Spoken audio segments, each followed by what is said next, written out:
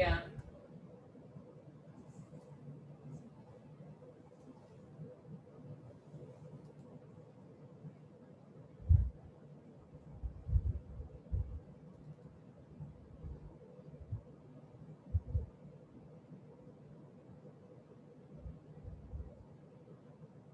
Yeah.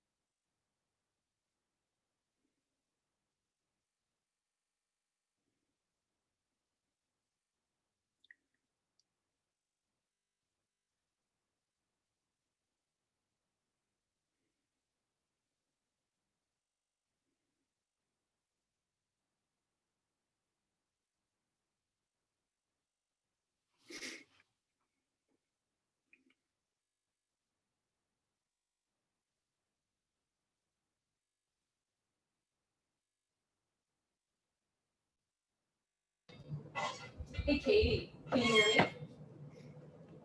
Katie, can you hear me? Katie, can you hear me? No? Uh-oh. Hmm.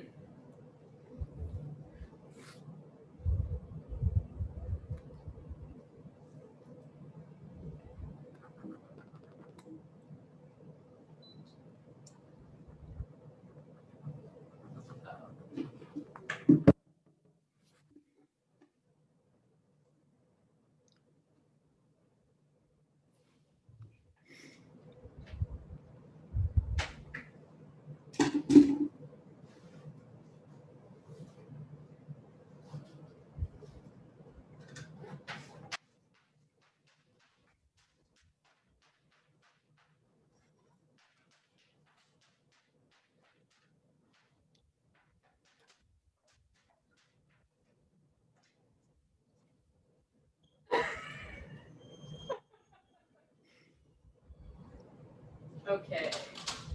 Let me see.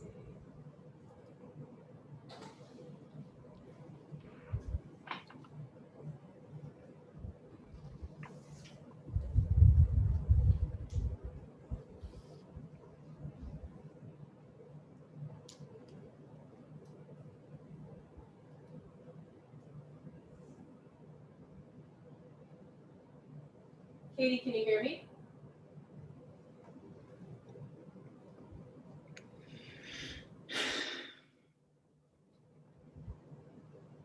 Katie, can you hear me? Oh my God.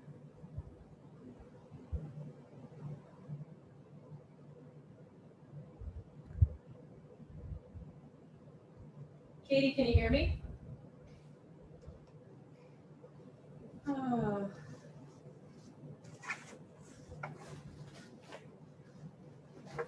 Okay, we can see her.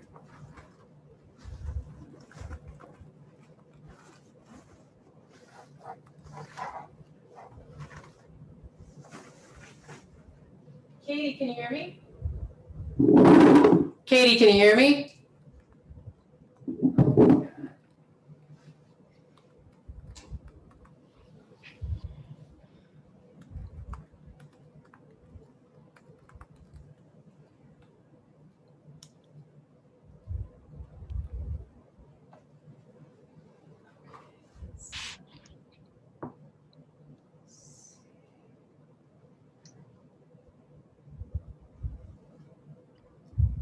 Hi, Katie.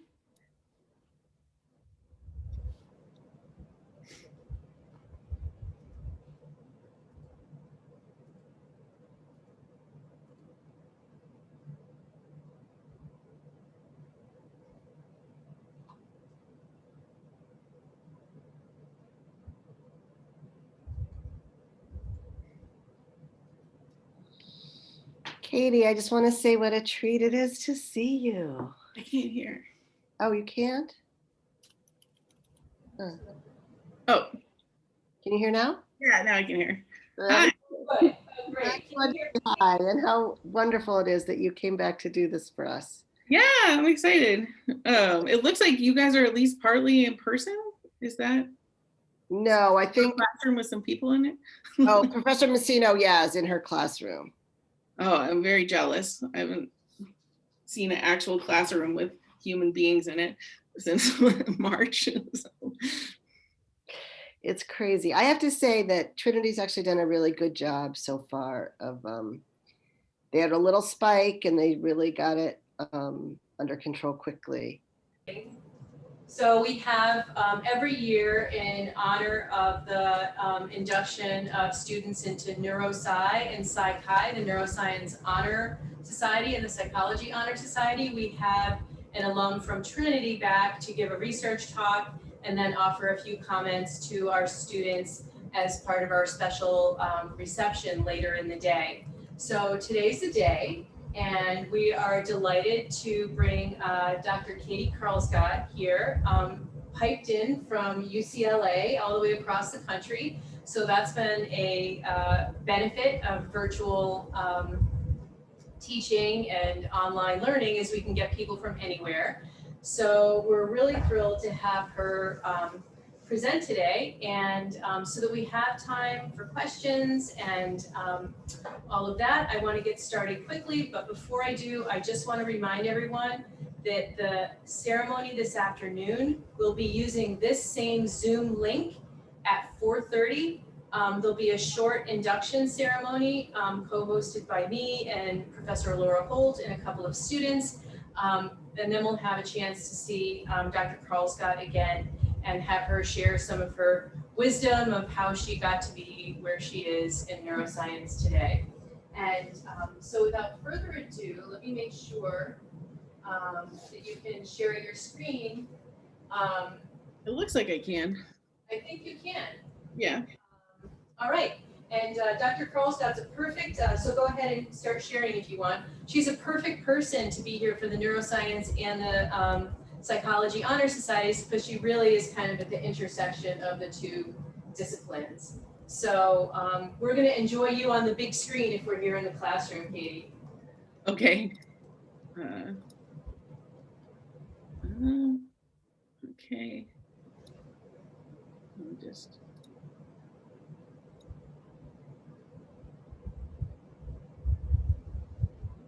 Okay. So you should be seeing just the slide. Yeah. Okay. So thanks so much for having me. I was excited to get to at least virtually come back. I think the last time I was actually on campus was a couple of years ago when Dr. Mace retired, and I got to come to his event. I'm going to be talking to you today about some of the work I'm doing looking at schizophrenia, and then, as we'll talk about, different aspects of what we call the psychosis spectrum. And because I was coming, I took a little trip down memory lane. So here I am moving into my dorm when I was a freshman, which is Jones, which I'm pretty sure, at least from the outside, looks identical to when I got here. And then I did eventually graduate, although I think this is the only picture of us from that day where we weren't sopping wet because it poured. But I'll talk to you about it later, but I had a really great experience at Trinity. A lot of career-wise formative experiences. But just to introduce myself, now I'm not at Trinity, I'm at UCLA, and I'm kind of between the departments of psychology and psychiatry. And my lab is here back in the days when we actually were allowed to be in the same room together, the cognitive and clinical neuroscience lab. And broadly construed, we focus on schizophrenia. And within that, I'm most interested in neurodevelopment and cognition and how they intersect with schizophrenia. And I'm also interested in what we're talking about today, which is this idea that there's a spectrum of psychosis.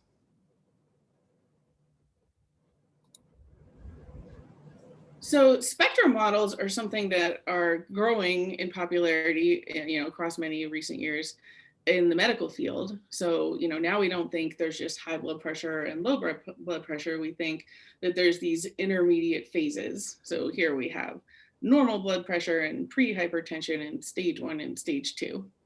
And similarly with diabetes, we don't just think some people have diabetes, we realize that there's these earlier phases of it. And one part of realizing that is this idea that maybe it's possible to jump in here, you know, before things get too bad, or in people who are kind of hanging out around here, maybe they don't need the full blown intervention, but there might be some things, you know, tips or things they could do to have some help, even though they wouldn't meet the full diagnosis. And we now understand that that's the truth for mental illness as well. So we have low level variability in some people that might just be kind of almost personality level differences, and then all the way up to really impairing and distressing disorders. And we talk about this a lot with things like autism, where it's very common to talk about people who maybe have very high functioning Asperger's, all the way up to people who, you know, may be nonverbal and very impaired. So there's a range. And we're going to talk about that in schizophrenia. So just first, in case it's been a while or you haven't heard about it, schizophrenia means split mind, which does not mean multiple personalities or anything like that. It just means a break from reality. And that can happen in a lot of ways. And it's about 1% of the population. And that's true across cultures and across countries. The symptoms are variable. So on one hand, you have the positive symptoms, which are things that are added on to existing behavior. So you can add on delusions, which are false beliefs, hallucinations, which are more like false perceptions, and then things like disorganized thought or speech or behavior. And then you have the negative symptoms, which is when something is removed from normal functioning. So maybe you have a lack of motivation or volition. Maybe you have a lack of desire to go out and socialize, you withdraw. Sometimes people speak very little and have very little emotional expression. And another aspect that's important here is that the onset is not all or none, it's insidious. So it happens in late adolescence or early adulthood, but it doesn't usually happen all at once. There's usually a phase beforehand called the prodromal phase, where you're having a little bit of a slow decline. And what the spectrum could be in schizophrenia, which people are much less willing to talk about because there's a lot more stigma to towards schizophrenia than many disorders. People, you know, tend to think of it as something that couldn't possibly be varying in the normal population, but that's not the case. So at one end, we have things that are what we call subclinical psychotic symptoms, which are just very low level, maybe not even bothering the person, which I'll talk about, all the way up to diagnosed schizophrenia. So what does that look like? Well, there's a couple ways you can think of spectrums in psychosis. If we're thinking of a spectrum from 0 to severe symptom severity, we have a couple categories that people can kind of fall in the way, kind of like the levels of hypertension we looked at. So of course, here is most people, which is no symptoms. But then some people, a pretty big percent of people actually, have these experiences that we call psychotic-like experiences. And here, you're not having a complete break from reality. You're more having kind of like occasional or mild or moderate deviations from reality. So whereas someone who has schizophrenia might be very paranoid, someone with PLEs might just be more suspicious than other people are about, you know, the same topic. Or instead of full-on hallucination, maybe you have illusions or distortions and you aren't always totally sure if they're real or not. Or maybe instead of a delusion, which would be a complete false belief, like maybe you believe you're the president, or you believe that aliens abducted you or something. Here, it might be more being a little more superstitious than other people, being, we call it magical or ideational thinking. And these aren't treatment seeking people usually. Sometimes these can be, reach the level of being disturbing to the person, and then we start to pay attention to them. But some amount of it is just kind of like quirky, unique, unusual people, but these things just fall on the lowest possible end of this spectrum. When you get a little higher up here, you have what we call the clinical high risk state. And this is a little more full on. So we have some people have symptoms that aren't fully diagnostic, but they're happening pretty often. So at least once a week. Some people have symptoms that actually are, severe enough, like a full blown delusion or hallucination, but it only happens occasionally. So they don't meet the diagnostic criteria based on time. Some people have genetic risk, and then they have a decline in functioning. So maybe you have a family history, and then suddenly you stop, maybe you stop going to class, you stop hanging out with your friends, your grades start to slip, things start to happen. And when you put those together, it starts to be concerning. And this group of people usually does want help, or their family wants help for them. So you can already tell because of that that's a little more severe. So sometimes you go from no symptoms and develop PLEs, and then go on to get more severe and develop CHR, and then transition to the diagnosis. But sometimes, about 30% of CHR individuals just stay like that. That's just how they are. About 30% get better and then don't have any symptoms, for the rest of their lives. It was just a stage in their development. Some people with PLEs just are like that for a long time. That's just how they are. Some progress and some get better.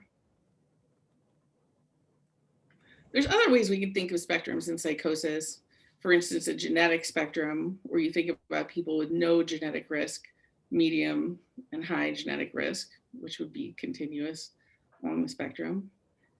And we also now know that the disorders aren't as separate as we thought they were. So there's a lot of overlap in terms of symptoms and also in terms of neural changes. So, you might have mood symptoms, and they can scale. And the people who have the most severe, most pervasive mood symptoms would have a mood disorder like major depressive disorder or bipolar, but they still can be there in schizophrenia. And similarly, psychosis symptoms would be most prevalent in schizophrenia, but could still be there in mood disorders. So there's a lot of ways in which these symptoms aren't anymore considered to be categorical things. They're more continuous variables. And we're going to talk about the top symptoms for most of the talk. So the reason people are getting really interested in the idea of a spectrum is because there's a lot of power in that idea. So if you can look at things like what genetic changes scale with how severe your symptoms are. What do cognitive or neural changes scale with how severe your symptoms are? And if you can track things that get, for instance, a neural change that gets more pronounced in people who have more symptoms or more severe symptoms, we start to get closer to understanding what might be causing these problems. It gives us a little bit more leverage to understand some of these factors. So that's the idea of symptoms. And the next big thing that's going to play a role in the data I'm going to show you is development. So I mentioned that schizophrenia has its onset in adolescence or young adulthood. And because of that, it's often described as a developmental disorder. And you might think of developmental disorders as something like autism or ADHD that happens to little kids. But in this way, schizophrenia is tied to a particular period of lifespan development. It's just a little bit later. And what's interesting about that is, we have this complicated psychopathology happening, but it's also happening against the background of this changing brain that we have during adolescence. It's a time of big neural flexibility. Your brain is about the size of, it's the same size it will be for the rest of your life, but there's so much changing about the connections between areas and the activity in different areas. And if we can understand that, there may actually be special opportunities in these young patients, because if your brain is changing, maybe that's a point when you can get in there and you can do something so that it doesn't either get worse, or you could do something to intervene to potentially bump the trajectory in a way that improves it.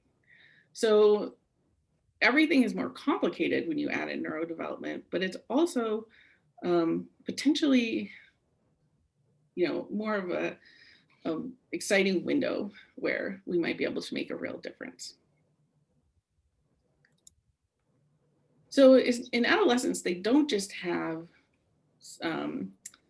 it's not just that schizophrenia has its onset during this period, but adolescents also experience subclinical symptoms like the ones we were talking about. And in some of them, as we discussed, what those symptoms really are is just the early phase, and it's a precursor to the development of the disorder. But other people show subclinical symptoms that will never lead to any illness. They're just a feature of the way they are. That's how they experience the world. That's how they interact with the world. And this is a pretty high percent. So about 7% of people will have some level of these symptoms. These are normal human things, just like anxiety is a normal human thing. But what's interesting is that these are higher during adolescence. So this is a large sample of just regular community controls, not selected to actually not have a diagnosed disorder, but not otherwise really selected for anything in particular. They were there for a pretty general study, and we assessed their subclinical symptoms. And when you look, the range of the study was actually from 8 into about the 50s. But here was where the interesting thing happened, which is that there was a lifetime peak in positive subclinical symptoms around age 14 to 17, which you'll remember is very close to the time of onset. So what my work is mostly on is trying to understand, what is it about the adolescent brain that would make that happen? That's kind of a weird thing, to have this increase and then have it go away. Is there something special about adolescence that's making this period of vulnerability that either progresses or resolves? And there's a lot of work going in to try to understand that, because as I mentioned, that leads us open to potential interventions. So I'm going to talk to you about some work we've been doing to try to understand the intersection of adolescence and subclinical symptoms. So some of this data is going to come from a large publicly available sample called the Philadelphia Neurodevelopmental Cohort, which is basically all pediatric patients who were going to CHOP, the Children's Hospital in Philadelphia, got recruited or offered the opportunity to be recruited into this study where they did genetic test, cognitive battery, clinical assessment, and neuroimaging. And they were age 8 to 21.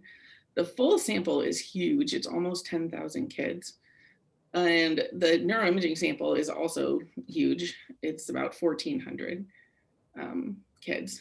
And we're going to talk about the top 2 modalities, DTI, or diffusion tensor imaging, which I'll explain, and structural MRI, which I will also explain. And then they also looked at some functional measures, which we also looked at, but there's just not time for. So in the PNC, they did a really good job of assessing subclinical psychosis, mainly because the people running the study are schizophrenia researchers. So they put a lot of time into putting this in the battery in a way that would not probably usually be included in a study of healthy kids. And when you actually measure it, what emerges is that about 3 to 4% reported, higher levels of psychotic symptoms, approaching diagnostic type levels.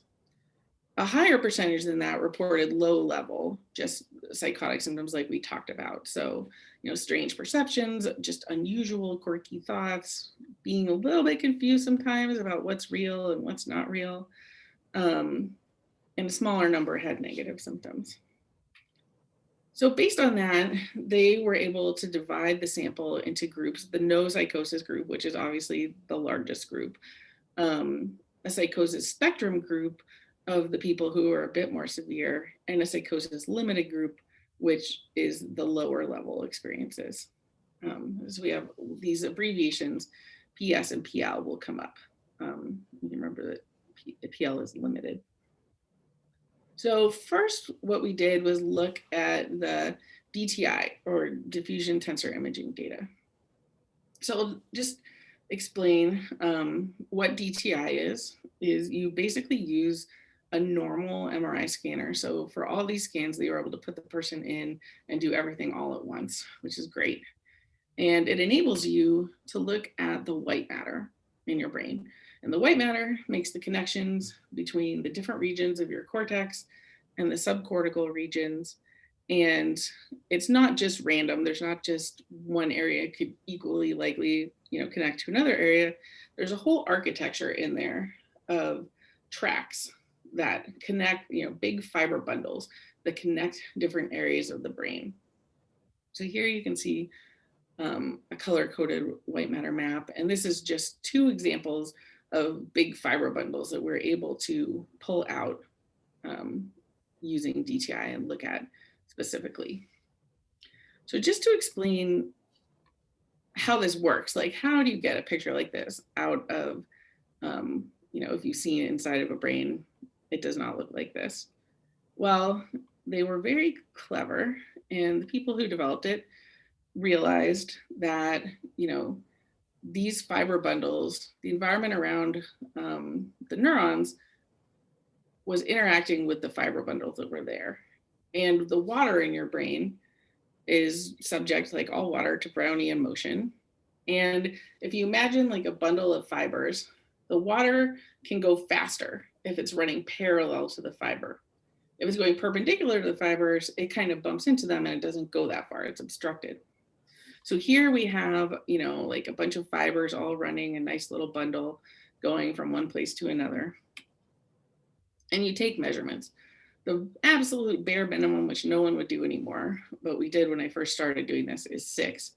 And you take a measurement in every possible direction, and you're trying to understand, where is this water going? And you construct an ellipse that describes where can the water flow. If the ellipse is really long and skinny, that means it's obstructed, and that's being obstructed not randomly, but in a certain direction, which is likely to be by the axons in the fiber bundle. If it's not being obstructed, it just goes in any direction possible, and the map of where it goes would look kind of like a ball. So you can imagine that if you had a piece of celery, it would be very anisotropic. If you had an apple, it would be very isotropic.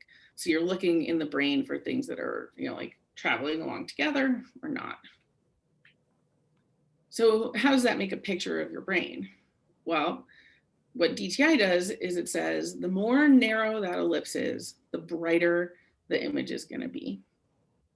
So if there's a very skinny, very obstructed ellipse, that would be in like a big, meaty fiber bundle like this with a lot of myelin on it. Gray matter, or CSF, or areas that are just not directionally organized, would be darker and more round. And they even tested that, because you can put a celery stalk in the scanner and you can see that the white area, like this white area, are the areas where the water is going the fastest and along the tract. And I know this because I have myself tried this out and put celery in the scanner. The celery in the scanner was also the only thing we ever put by the coffee pot in the lab that no one would eat, was the rest of the celery. Cookies would get eaten in about 10 seconds. But the celery sat there, I think, for 2 days till we finally got rid of it. Then, you have this sort of general measure of how long and skinny the ellipse is, but you can look specifically at 2 different things. One is how wide the ellipse is. And you can imagine that if there's these fibers on either side and they have myelin on them, and the myelin is thicker, the ellipse would get longer and skinnier because there's less room for the water. The myelin is restricting it more and more. If there's not that much myelin, it's not as restricted. So this one will be important for myelination. The axial diffusion, the long one, is more kind of like important for general organization. So what we did in this analysis was we wanted to see in this big sample whether there were differences in age in terms of white matter, and whether that mattered if you had a difference in white matter. Maybe did it impact your cognitive development or function? So the first thing we wanted to know is we have these groups and we know they're having these symptoms, but is there anything, like actually different about them? And there's a couple basic variables, and of course it's a relief, the age and the sex was not different.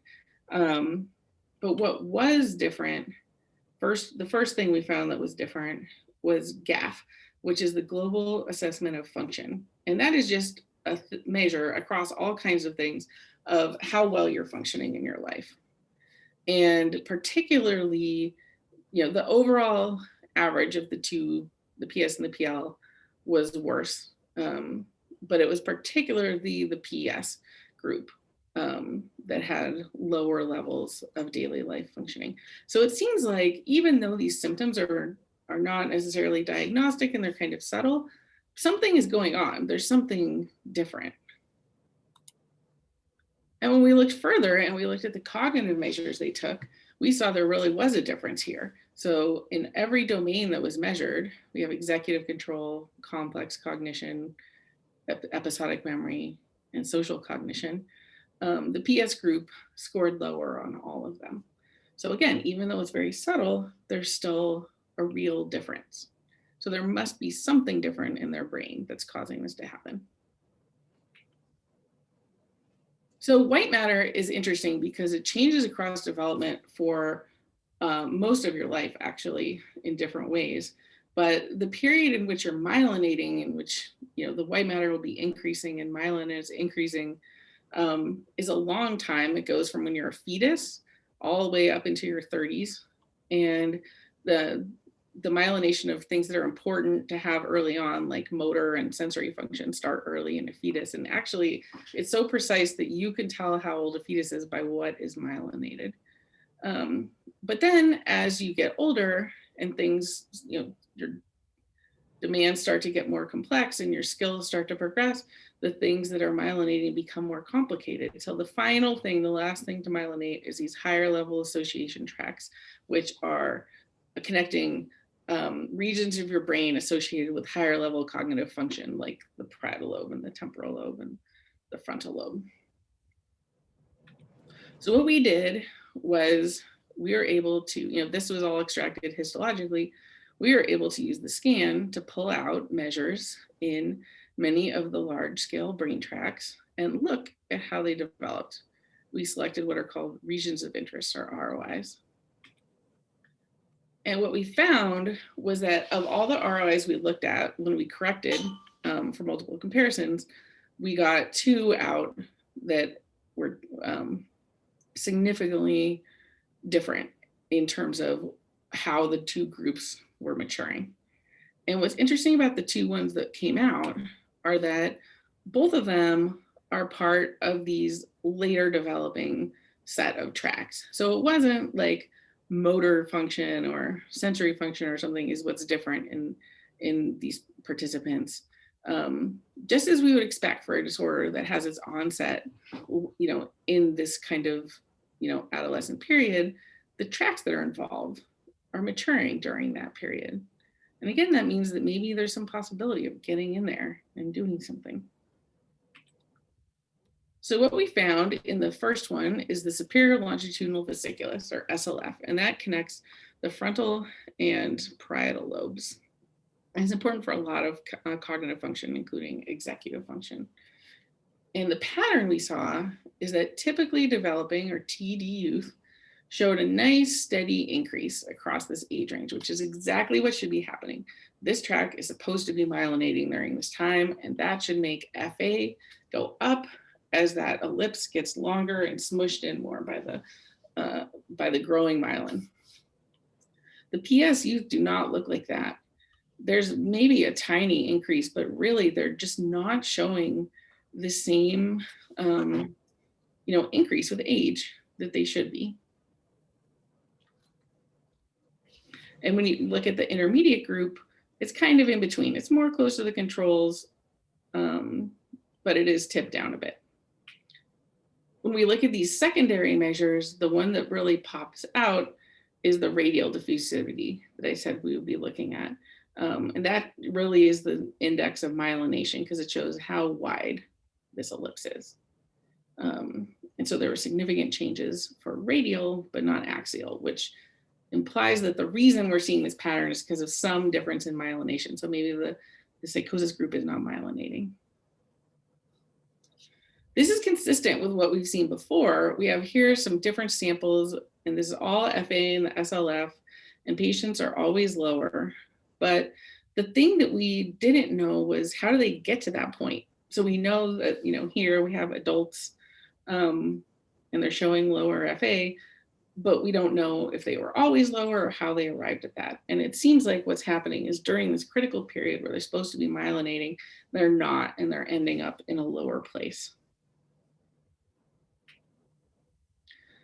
The retrolenticular internal capsule is a projection tract that goes from the thalamus, which is really critical for schizophrenia because it's kind of, like a way station, or central communication between brain regions. And a lot of what's going wrong in schizophrenia is that brain regions are not communicating with each other or coordinated in the way that they should be.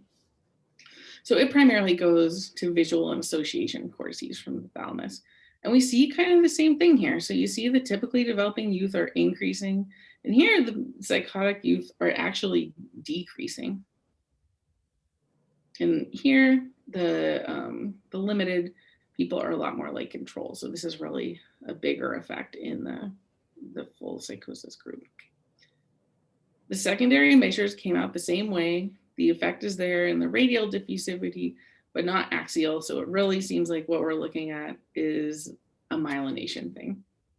So then what we wanted to know was, okay, sure. So you are not myelinating enough and you have lower overall myelin, but does that matter? Like maybe it matters, maybe it doesn't. So what we did was look at how the differences in myelin related to cognition. And first we saw that there was an improvement in cognition with age. And here we're looking at this kind of combo measure that's the complex cognition measure. And you can see it includes a number of different more high-level processes. And so that is improving with age. And when you look at the white matter in the SLF, it actually, the changes in the white matter can explain a large percentage of the change in cognition. So that means that the change in myelination is what's helping your cognition to improve, at least to some extent. So that also can help explain why people are lower on the cognitive measures, because they're not having this improvement in myelination that should be helping their cognition improve. So it really does matter if your FA is lower and if you're not myelinating as much. And patients with schizophrenia also show cognitive deficits in these domains. So this is something that doesn't go away, but we didn't previously know how people got to the point of having the deficit. So what we see here with the DTI is there definitely seem to be differences in the patterns of age-related change between the subclinical experiencing individuals and controls. and that it does scale with how severe the symptoms are, because the PS group was worse than the PL group. And it seems like that matters because the maturation of the SLF mediated the maturation of the cognitive function. So then we'll look at the structural MRI. So that was the white matter, and now we're going to look at the gray matter. And we're doing this in the same scan session, in the same scanner. You just use a different sequence and it lets you look at different things. So we obtained a structural MRI, or they obtained a structural MRI scan, and we analyzed it. And basically the way you can look at gray matter is you have, here we have a blow up of this little part of the brain. So here's the edge of the brain, it's the peel surface. And then you have the division between the white matter and the gray matter. And what we want to know is how thick is someone's gray matter. And the way we calculate that is the difference between the very edge of the brain here and the place where the white matter starts. So at every point along the cortex, you calculate a number that says how thick this distance is. And when you do that, you can map it on, you can display it here. So we have a heat map that shows areas that are thinner in this person and areas that are thicker. And you can compare that between patients and controls. And you can either do it across the whole brain, or you can do kind of like what we did with the DTI, where you divide the cortex up into chunks that you know are meaningfully different from each other and look at them in the chunks. And this is what we did. We did a region of interest approach.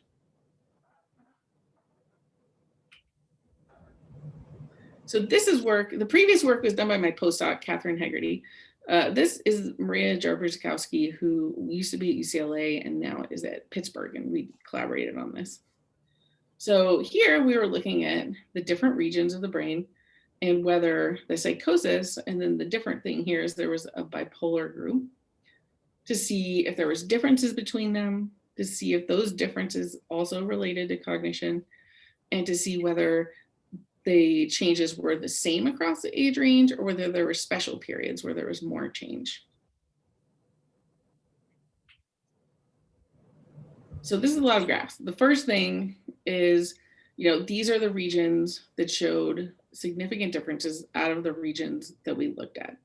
And what we found were that the psychotic spectrum youth had smaller surface area, which is another measure you can calculate out of that thickness area.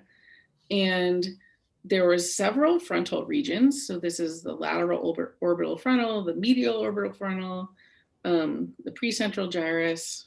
Then we have also have the cingulate, postcental gyrus, and the thalamus.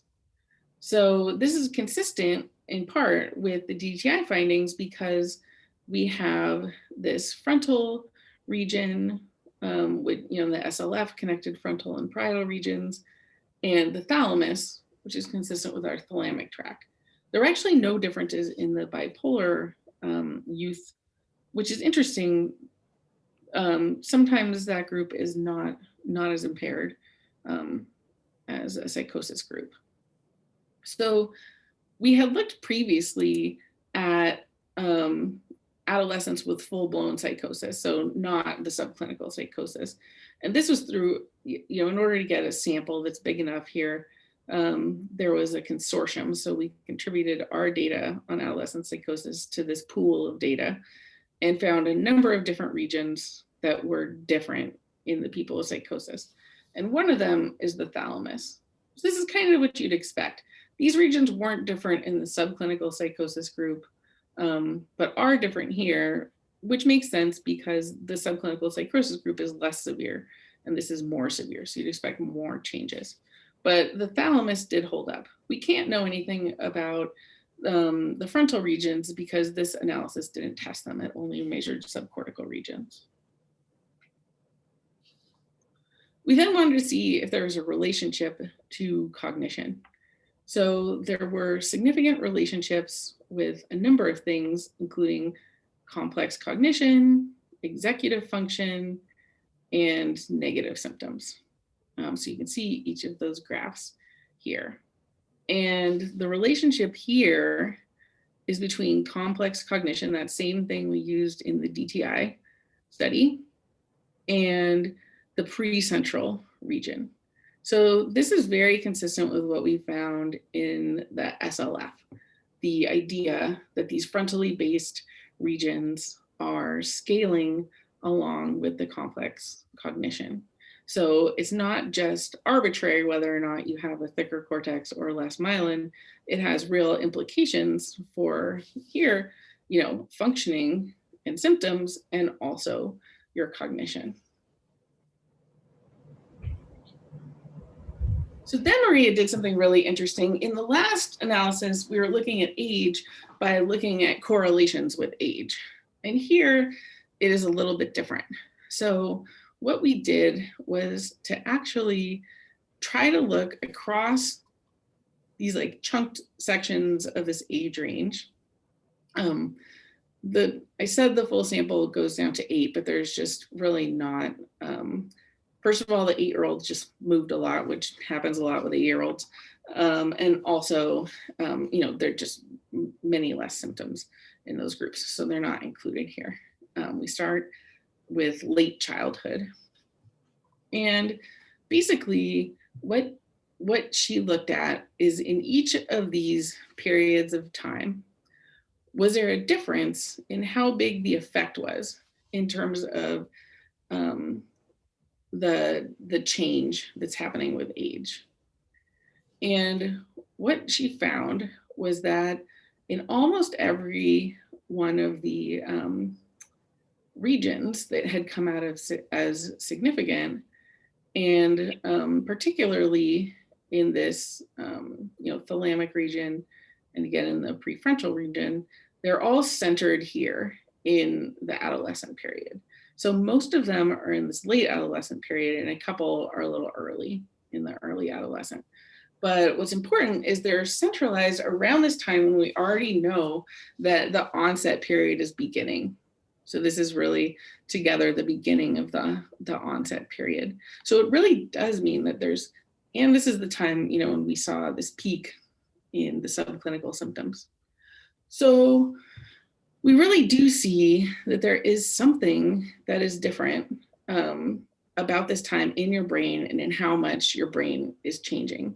And again, if there's something different happening and there's this accelerated period of growth, which it appears there is, that might be a time when there's extra risk, but also extra possibility.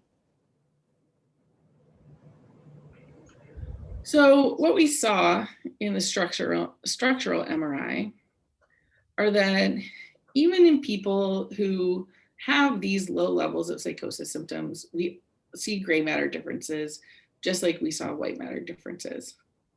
And they're not there in the subclinical bipolar group, which, may mean that there's something just different about the people with bipolar. It may mean that those people maybe they had more subtle symptoms or closer to controls. We can't know that, so that's something that needs to get some more research. We also see that the differences are overlapping with, but not identical to, what we've seen in this big adolescent psychosis sample. So, it makes sense that what we would see in a less severe symptom sample would be a less pronounced neural effect. And the differences in the frontal and thalamic regions were most pronounced during this time that overlaps with the peak in subclinical symptoms and also overlaps with the onset period for psychosis. So, and then finally, we demonstrated again that it matters whether you have these differences. So it mattered for their function and their cognition. And this might be something that can explain, what we saw back in the very beginning. We saw that these groups differed, but we didn't know why.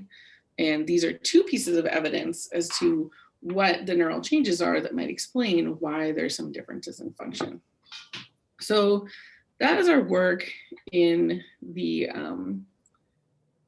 Philadelphia neurodevelopmental cohort. And, we also have some studies looking at functional connectivity and things like that, which if you're interested in this topic, you know, also show changes. So it's not just how your brain is structured, but also how it functions. But now we're going to move to a different kind of sample, which is a local sample that we have at UCLA. So we're doing a study now in UCLA undergraduates.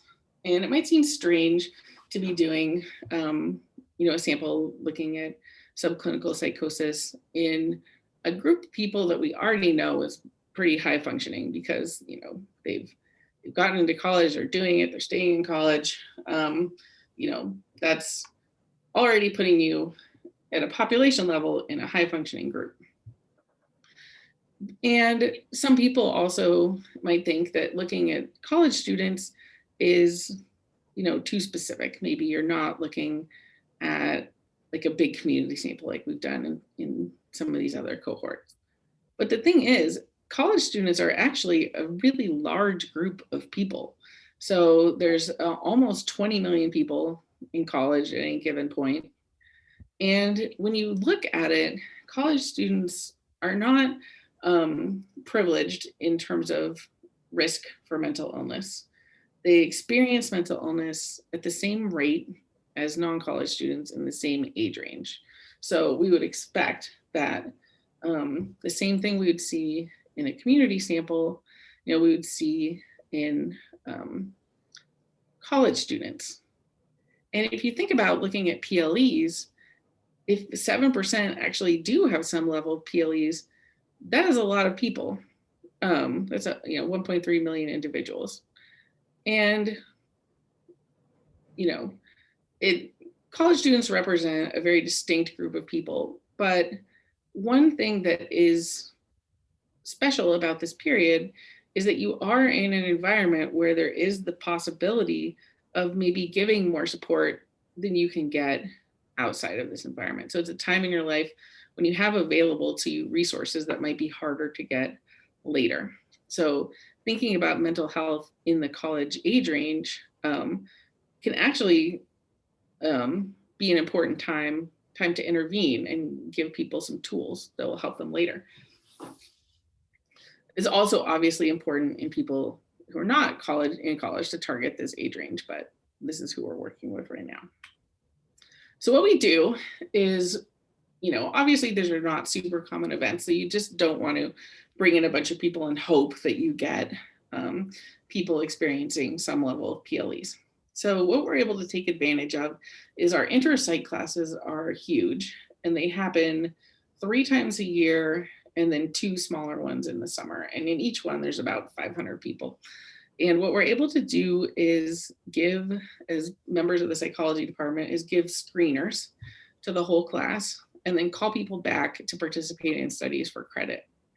So what we put in our screener are questions about positive and negative subclinical symptoms. And then we invite back the highest and the lowest quartiles. And when we look at symptom distribution in UCLA students versus this sample in New York that was the large community sample, here in this graph, the reason there's 2 lines, this is extremely tiny here, is that the blue line is the healthy controls and the red line are patients. Here, this is all just the college students that we screened. So they weren't selected yet for anything. And it's also hard to tell because this is very small, but the peaks here are almost exactly the same in terms of the score that people, you know, the most common score. And the distribution when you test it is not significantly different between this distribution and this blue line. And it's this is negative symptoms and this is positive symptoms. Negative symptoms are a little bit more pronounced because things like, you know, depressive type symptoms, which can get lumped in with negative symptoms, are also very common. So most of our analyses, we focus on selecting people who have positive subclinical symptoms, which are a more unusual thing to have and more close to, you know, that bottom end of the spectrum. But this does indicate that there's a similar distribution across different populations. So this may just be, a feature of being people, is that some people have these things, and this is what the distribution looks like. So we had done a bunch of studies looking at different cognitive tasks and some different functioning tasks. And we'd seen over and over and over again that there were differences in the students with high PLEs, and basically the low group has no PLEs because the no PLE group is the most common. So then we started to wonder, what does that mean? Are people having maybe more trouble in school if social dysfunction is part of schizophrenia at the low end of the spectrum? Does that mean people might have trouble making friends? Maybe having trouble with some of their relationships? Are they integrated with the campus, and social withdrawal is a little bit of a thing? So we started looking at how people were doing, and we basically screened people, asked the high and low people to come back, and are looking once per quarter. 2 quarters are 10 weeks long. So approximately every 10 weeks for a year, we give them a questionnaire and ask them about symptoms, which we measure with the CAPE,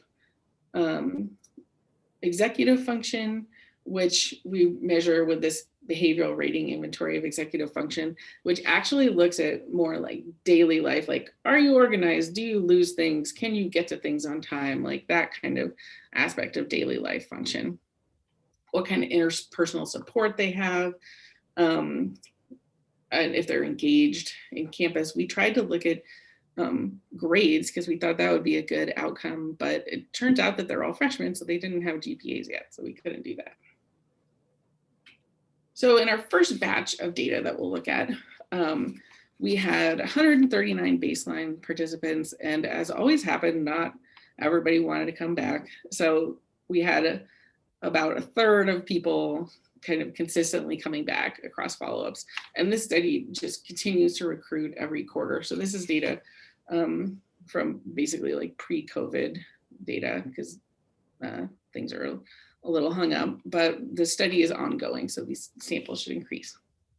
So the first thing we wanted to know was, does it matter if you have these higher level PLEs? And what we found was that your brief score, which is the executive function score, and higher brief score means you're doing worse. So you have more disorganization, more trouble with working memory, this kind of thing. And so the higher your positive symptoms, the more trouble you had with the executive function. And it's kind of amazing that this relationship is so strong, because these are very, very subtle symptoms that we're looking at. But even within the range of these subtle symptoms, they still make a difference. And when we look at the groups who have high and low CAPE scores across time, so just with our preliminary, small group follow-up data, we see that the high CAPE group declines a bit, but it does tend to stay much higher than the low group in terms of CAPE scores across time. But then what's really interesting is the ones who come in with a high CAPE score and have a high brief score continue to have a high brief score across follow-up, even though the symptoms are going down a little bit. There's just something different here. And they continue to have this organizational kind of dysfunction. This looks like it might be significant, but really, because of the error bars, it is not. But there is a significant difference between these groups. So we know that there is more dysfunction, executive dysfunction, and that it persists. So we started to wonder, what kind of problems might that cause for somebody? And this is work done by Mengtong Pan, one of my undergraduates in the lab. And this was her senior part of this part was her senior project. So we're looking now in terms of future directions. We noticed that one of the things in our measure of campus integration was school-related stress. And the people with psychotic-like experiences were having more trouble with school-related stress. They were correlated pretty highly. And we also knew that the psychotic-like experiences were correlated with executive functions. And when we looked to see if this might serve as a mediator it turns out that the level of executive dysfunction can actually explain some of the variance here. So it explains why having psychotic-like experiences leads to school-related stress. It's partly due to these executive function deficits. So what we're working on now is looking at whether there might be some benefit for people who have the high PLEs and also have a high brief in participating in a brief executive intervention. And you don't want to over pathologize this group because this is not a diagnostic group. People may not even be disturbed or upset by the experiences that they're having, and that's fine. It just may sort of be quirky people, but it is associated with these issues. So the kind of intervention you want to do here is not some high level intervention like you would do in a full-on patient group, but what we're thinking about doing is just giving them a hand with some of this executive function stuff. So there's a brief, like 3-session intervention you can do just focused on planning and organization and time management. I want to see if that would decrease the school-related stress. So just like if you had someone with low-level anxiety, maybe you might help them, by learning to meditate or something like that, that would help their outcome. Here, since this is just a normal range of experience, we might see if we can boost their daily life functioning a little bit by intervening in this thing that we know is associated with these experiences. And so we'll see how that goes. So overall, what we found is that even within these big samples that are not patient samples, just normal people, there's a lot of variability in these subclinical symptoms. And that variability, even at this low level, really is associated with neural differences in gray matter and white matter and in behavioral differences. And in the PNC sample, we saw that the imaging differences, the DTI and the SMRI, really were related to things like cognition. So it was important that there was a difference. So some things that we're looking at in the future, in addition to looking at our local sample and doing things there, would also be, instead of looking at all these modalities separately, maybe making, combining the different neural measures into an overall index of brain maturation, for instance. So we can understand if there's kind of like a fingerprint of developmental change that happens across different regions that could show us what's happening in these subclinical and diagnosed youth. So, this is the work so far. It's all ongoing. And I want to thank my collaborators at UCLA and elsewhere. This is my lab in our new pandemic style lab meeting photo on Zoom. And I want to thank the funding agencies and UCLA. And that's it.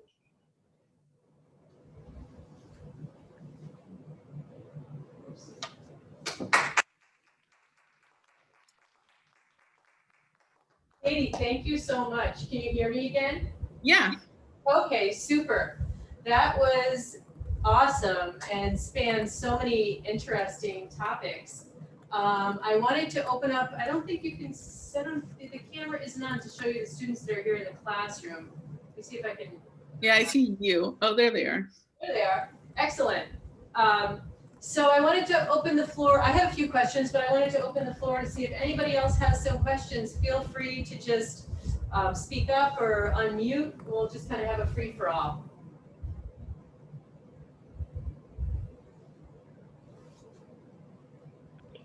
Katie, I have a question, although if students have questions, I want to make sure to leave time for them. But just really quickly, I was, of course, fascinated with your notion of creating interventions for students. And so I was just curious, I mean, given your model, which I really love, so that's a very beautiful model you've created. If you were going to, so not looking just within the participants within your study, but if you were going to create an intervention program for a college or university, what would be the marker that you'd use? Would you be looking at executive function dysfunction? Would you be looking at stress? Would you be looking at these symptoms of psychosis? Would you be looking at brain regions? Oh, I also just wanted to say, thank you for an amazing explanation of DTI. I don't know that if the students are aware of what a great rundown that was of DTI, that was fantastic. And DTI is used for lots of things like concussion and all kinds of stuff. So it's important to understand it. But so just sorry to get back to my question, where is the point in this kind of trajectory that you would use as a marker to identify people that you would then kind of move into some kind of a short-term intervention? Yeah, so with the PLEs, a lot of times, sometimes they divide it into people who are having them and then the people who, so for every question we ask, you ask, is this happening to you? And you ask, how distressing is it? Because, like if you occasionally hear your name and you don't know if it's real and you're just like, meh, there's no real, it's probably not that big of a deal. But for some people, it's actually, and this kind of is actually a tip off usually that it's happening at a more severe level, that it's actually bothering them, or like you're feeling very suspicious and maybe you're just kind of a conspiracy theory type person, or maybe it's actually scary for you and it's bothering you, so the distress matters. So I think when you give these things, it's important to measure that so that you can focus on the more severe people. But then I think also, in terms of like this kind of intervention, only, not every single person will be having the executive dysfunction. So you probably would want to do some kind of conjunction thing. Like if we're trying to get this study going, and would probably be selecting people who both had the PLEs and the high brief score. At UCLA, they have this thing called the Depression Grand Challenge, and they're trying to screen everyone for depression. As a, I think all the freshmen have to do these screeners. So I kind of want to talk to them and see if they're also interested in looking at this kind of this kind of thing, if they're doing that already, because that's obviously broader than just intro psych. That's cool. We have at Trinity this advising center that does some like time management, what they call executive function training. So I was just thinking like I might be curious to kind of connect with them and see who comes to them, like who naturally decides to go there. So your baby's very young, but in a few years you will hear your name called everywhere you go. But it will be mommy. He has started saying mama, so I definitely. Oh my gosh, he's so young. How old is he? 17 months. Yes. Amazing. All right, so I'll let other people ask questions. Yeah. Thank you. All right. Other questions from the virtual or real floor?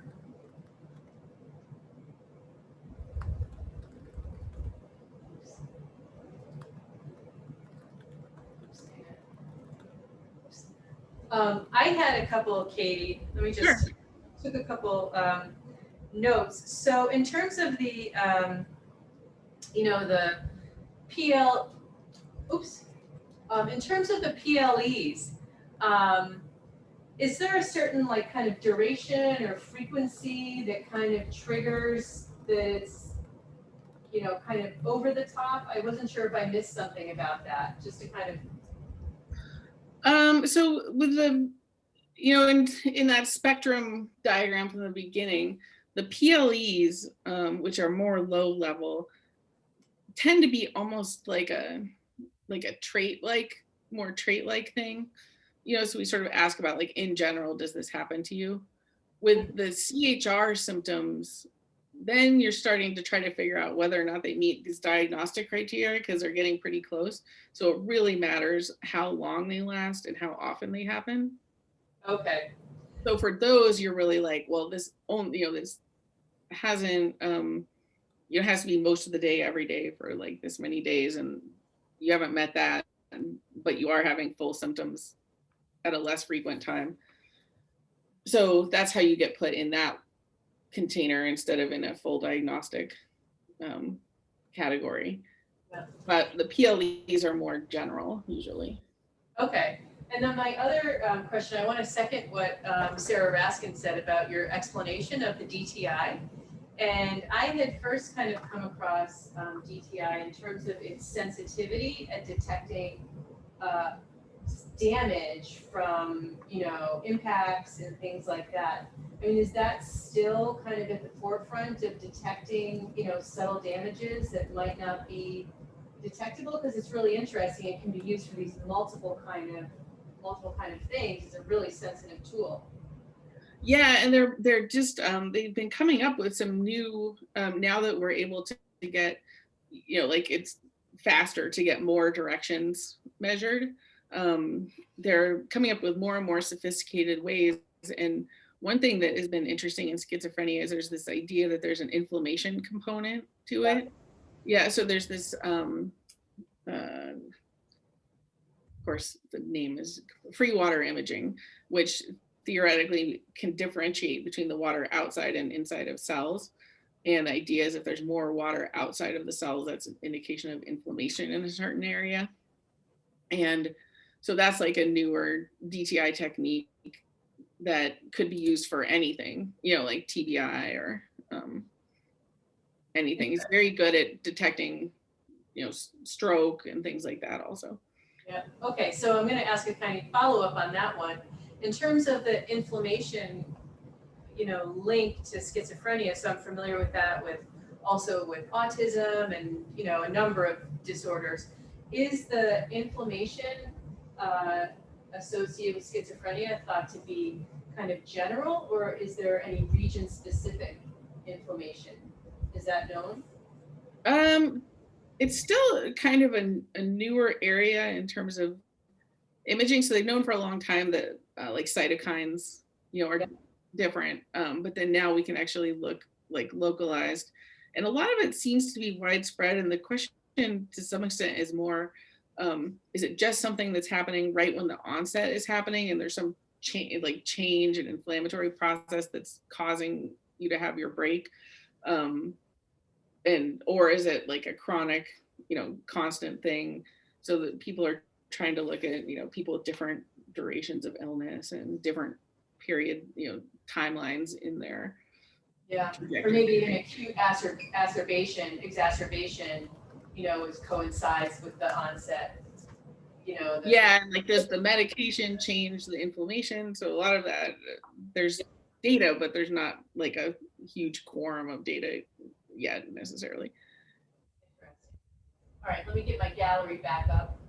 Anybody else have questions?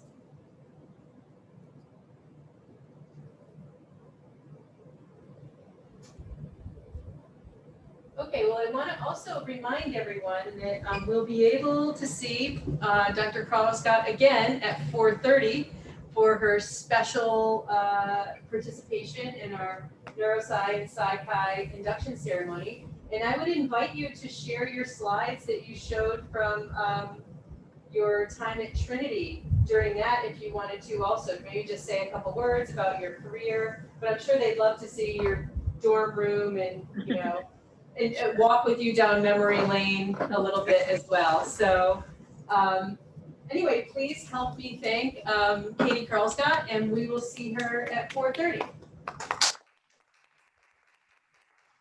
Thank you. See you soon. See ya.